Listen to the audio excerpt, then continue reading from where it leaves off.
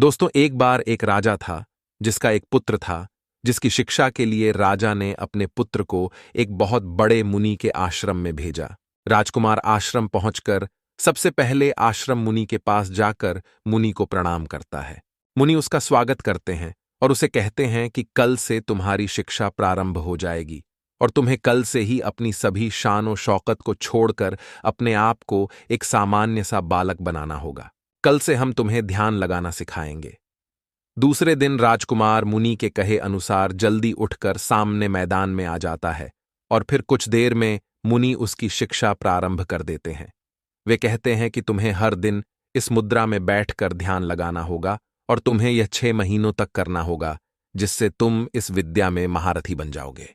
मुनि हर दिन राजकुमार को उसके ध्यान लगाते समय एक छड़ी मारते और जब राजकुमार पूछता कि आप मुझे मार क्यों रहे हैं, तब मुनि कहते कि तुम जब तक मुझे अपने ध्यान से रोक नहीं लेते तब तक मैं तुम्हें ऐसे ही मारता रहूंगा। ऐसे ही मुनि रोज उसे मारते। एक दिन जब मुनि ध्यान लगाकर बैठे थे, राजकुमार एक लकड़ी उठाकर जैसे ही मुनि के पास उन्हें मारने जाता है, मुनि उठकर उसे ऐसा करने से रोकते हैं और बोलते हैं कि रुको बेटा, अगर तुमने मुझे मारा तो मेरी शरीर की सारी हड्डियां टूट जाएंगी, मैं बूढ़ा हो चुका हूं। राजकुमार अचंभित होकर मुनि से पूछता है कि आचार्य, आपने बिना कोई आहट या हरकत के मुझे कैसे रोका? तब मुनि हंसते हुए कहते हैं कि ऐसा इसलिए हुआ क्योंकि मैं वर्षों से ध्यान लगाने की विद्या का अभ्यास कर रहा हूं, जिससे मैं इसमें इतना निपुण हो गया हूं कि मैं तुम्हारे मन की आवाज भी आसानी से सुन सकता हूं।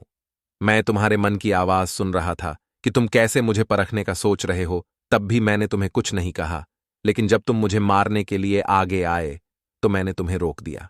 तब राजकुमार मुनि से क्षमा मांगता है और बोलता है कि आचार्य, मुझे भी आपकी तरह ही इस विद्या में निपुण बनना है। तब मुनि कहते हैं कि मैं तुम्हें इतने दिनों से इसका ही तो अभ्यास करा रहा हूं।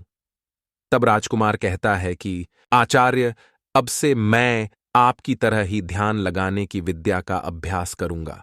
वह 6 महीनों तक ऐसा करता है और इस ज्ञान में निपुण होकर अपने राज्य वापस लौट जाता है। उसकी कुशलता को देखकर राजा भी बहुत खुश होते हैं और अपने पुत्र को अपने राज्य का राजा बनाने का निर्णय लेकर उसे तिलक करते हैं।